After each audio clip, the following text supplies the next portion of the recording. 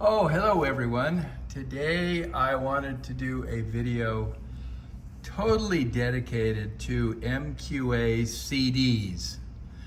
And the reason I'm doing this is because it's been a pretty long road learning about MQA CDs and machines that play them and how they interact together, and how most of the transports and Dacks are just geared towards streaming and not MQA CDs at all. This whole line here are MQA CDs.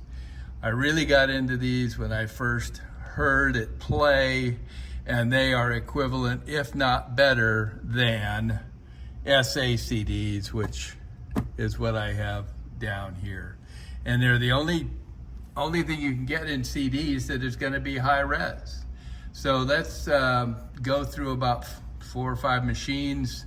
I'll tell you how they interact together. I'll tell you the fallacy of some of these, what these machines advertise they are, and how they decode MQA. So let's take a look. The first machine I wanted to talk about is the S.M.S.L. PL200, and it's a CD player and a Dack. As you can see, it plays MQA. The trouble with it is that you put in an MQA CD, and yes, it will say MQA on the display. It'll tell you it'll say green light, which is, you know, a MQA certified, master authentication, master quality authentication. It'll give you a blue light, which is studio quality authentication, which means that somebody at the studio said yes, what went in came out. And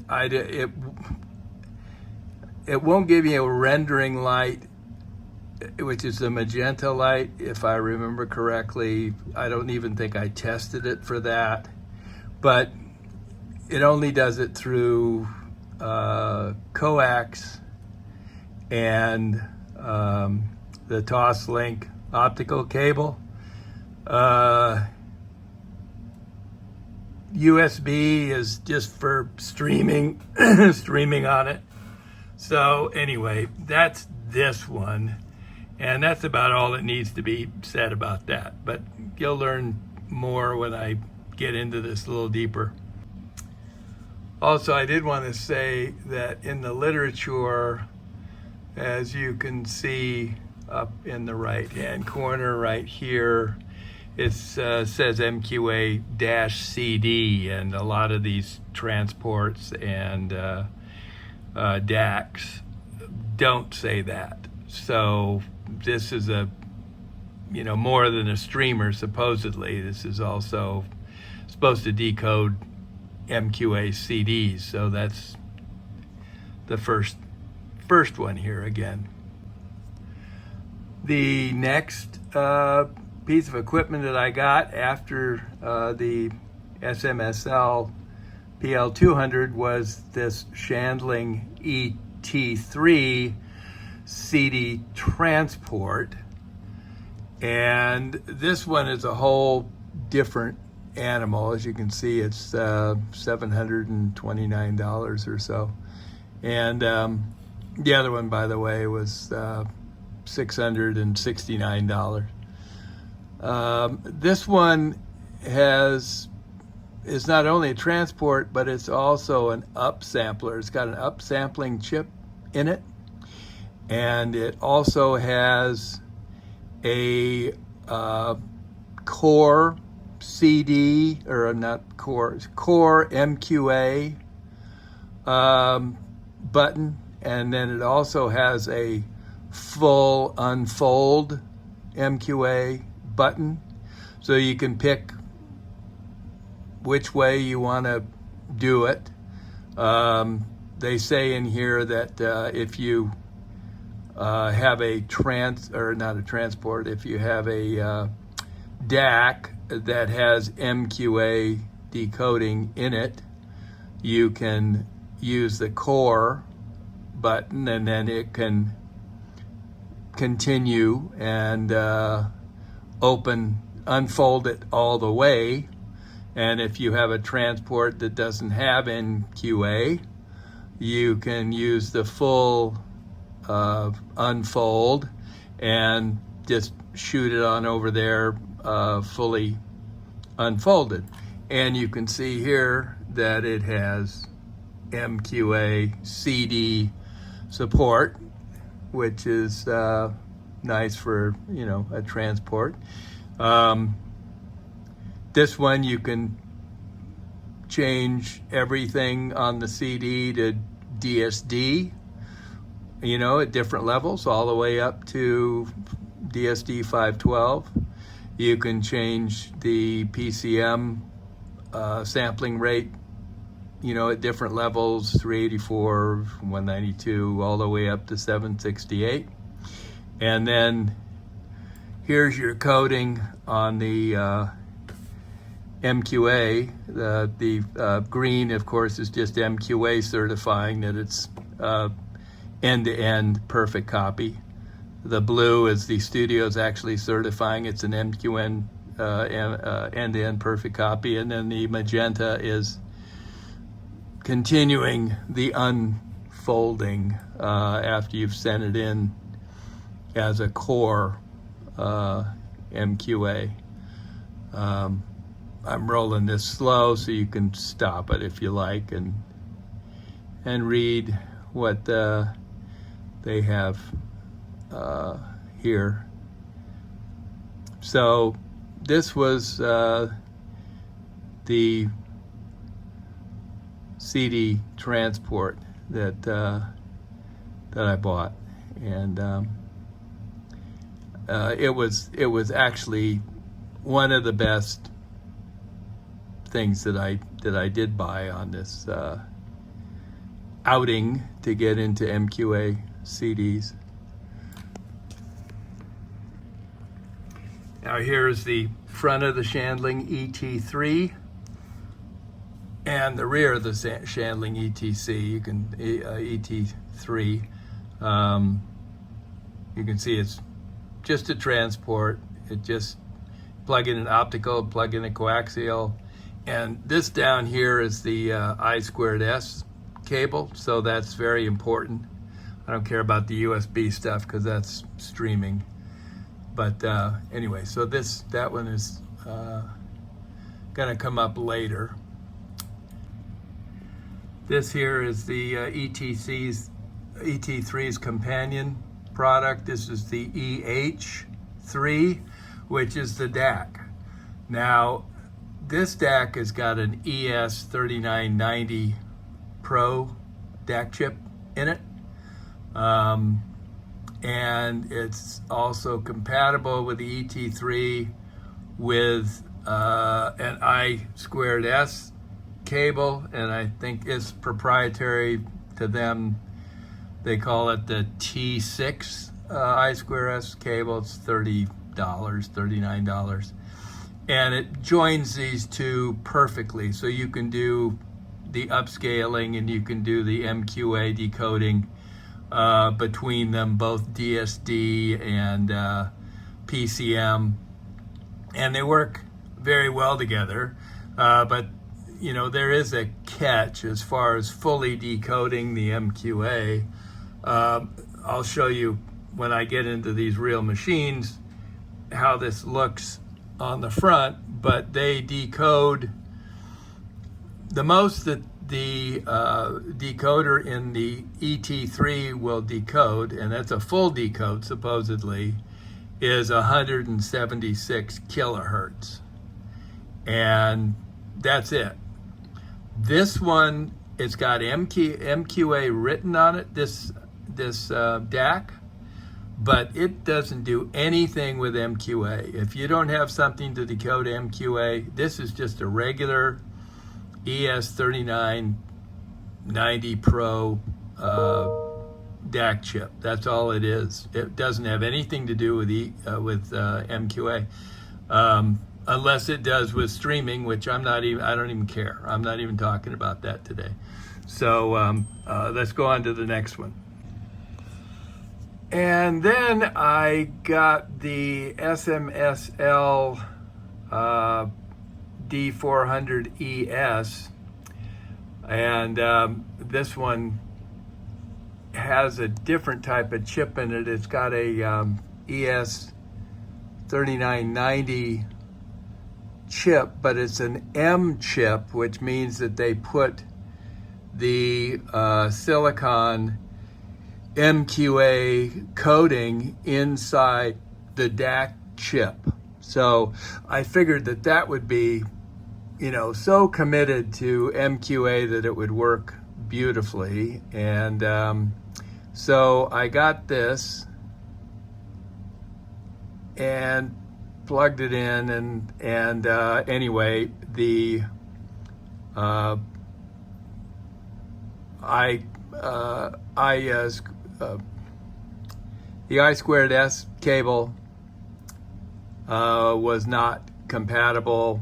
It static for DSD, and then when I tried to run a core decoding, which it says, Chandling will say core decoding for Dacks that have MQA unfolding. So I tried to do that. The little rendering light came up, flickered on and off, and it was just intermittent and static through the speakers. It played okay with the full decoding on the Chandling, but that's not what I bought it for. I bought it for something that had MQA inside the chip. And so anyway, this, I think it was $589 or something on Amazon. But that one went back as well. Then came the Gustard A26, which has got two AKM Dack chips in it, which I was interested in because I liked the sound quality. And this is their manual. It's got MQA all over it, the whole MQA bit. And so I plugged in the Chandling transport into this with the I2S cable, and it was really incompatible. It just was, every time the PCM played beautifully, but when you change songs, there was a big jolt of static every time. And then if you paused the MQA, or paused the songs, it was just total static over the speakers. I called up Moon Audio to see if they could make me a compatible cable, and it was the same vortex of, you did get a guy that answered the call, but he said, send us an email, and then the computer started sending you emails, and it was that crappy customer service, no tech support. By the way, there's no tech support on any of this stuff, so if you spend your $1,000, be prepared if something doesn't work to just eat it. And anyway, so the Gustard A26 went back as well. And this is the Nightfly by Donald Fagen. All right, now here's the point I was trying to make through all this. If you look at the top line there, and you see that this is the original, the way it went into the MQA was 44.1 kilohertz, 24-bit.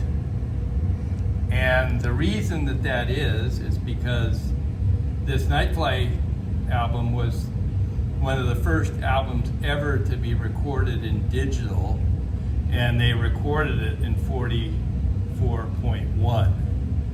So that's the reason for that. But, and you can see that the MQA has a green light, which means that it hasn't been certified by Donald Fagan, but by MQA itself. So, but now over here to the Dack, you can see that after the unfolding, that it is playing at 176.4 kilohertz.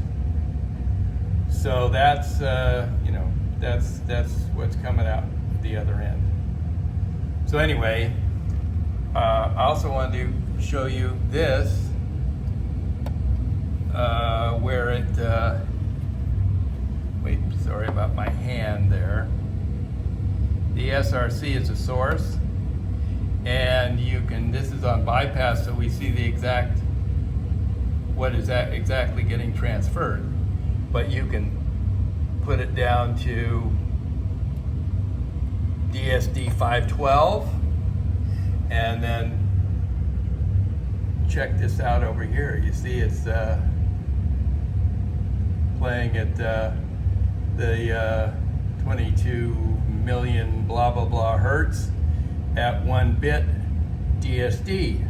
So all those things are available with these two units hooked up together with an I2S cable, which is really quite nice. So let me put in another CD and show you the difference here. You can also see this is the green light for the MQA as well. This next album is Espresso by Bob James. Okay, now this Espresso album, you can see on the top there that it was recorded at 88.2, 24 bits. And it's got an MQA Blue, which is a certified studio end-to-end. And then over here, you can see that it is being put out at 176.4. That's that one. And then this next one and last one is Lee Morgan's the Sidewinder. Okay, so the Sidewinder, this is a little bigger. As you can see, this was put in there at 352.8 kilohertz. That's what it went in at 24 bit. And it's a Blue Studio MQA. And then over here on the Dack, it is still 176.4. Now this will all become very clear very quickly when I switch this all up. I also wanted to show you this setting here, just so you'll know. It says MQA output select, and you can see it has two choices there. Core decoder, which is just the second decode, and then full decoding, which is supposedly supposed to be the full open decoding, whatever. Those things I wanted to show you as well, and you can select either one. But when you send the core decoding, a Dack is supposed to, MQA Dack is supposed to unravel it. So let me show you what happens when we try that. All right, so I've got this on core decode. I start it up, I got the Sidewinder in there. All right, so I've got Lee Morgan Sidewinder in there, and this one was originally recorded at 352.8 kilohertz, 24 bit, the original recording. All right, so now we've got it on the core mode, and I believe you can see here how it keeps flipping to the rendering between the 352 and the 88 kilohertz, and that is just giving you a little intermittent signal there. So this transport on core, which is supposed to just ship it on over, and this is supposed to complete the unfolding, doesn't work for that. But this put it on the full. All right, so now I'm going to switch to the full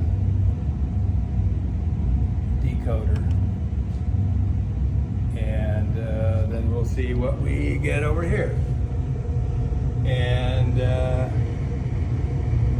you can see, you're getting the 176.4 kilohertz, supposedly full decoding over to this one. So now I'm going to show you something that's going to blow your mind and blow this all out of the water. Now I'm putting the Lee Morgan CD into my Panasonic 4K DVD player, the Panasonic UB9000, and this is just a CD player. I'm just counting on it for a CD player.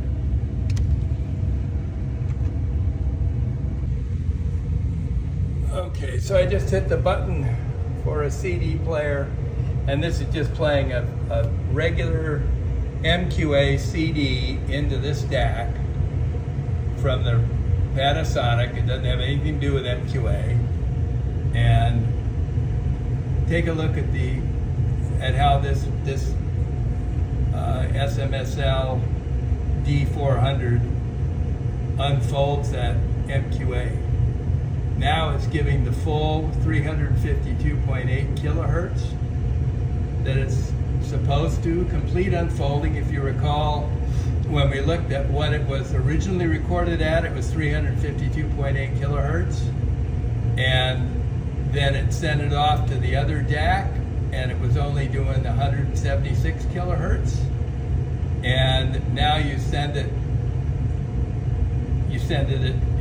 to this Dack from the ET3 Chandling transport, and it was only doing 176 kilohertz.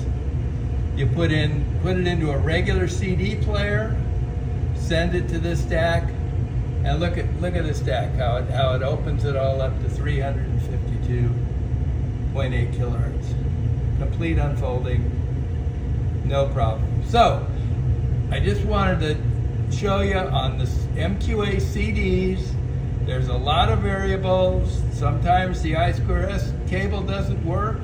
It still doesn't work for this Dack for DSD, but it will of course work Chandling to Chandling for DSD and the upscaling and the PCM upscaling, but it doesn't work for the full unfolding when you put it on full unfold. For this Dack or the other Dack through the Chandling ET3, but when you put it through a regular CD player for this Dack, it just totally unfolds it, no problem. So, oh, and by the way, the EH3 Dack, that's combined with the Chandling transport, that doesn't have anything to do with MQA in it, although it's all written all over the top. I put this regular CD through to just that Dack to see if there was anything to unfold anything inside of it. Nothing. It played at 44.1. So, that is I don't know if what they're doing over there at Chandling, but it's pretty deceptive. But anyway, I hope I helped anybody who's trying to figure out MQA CDs. Thanks a lot. Talk to you later.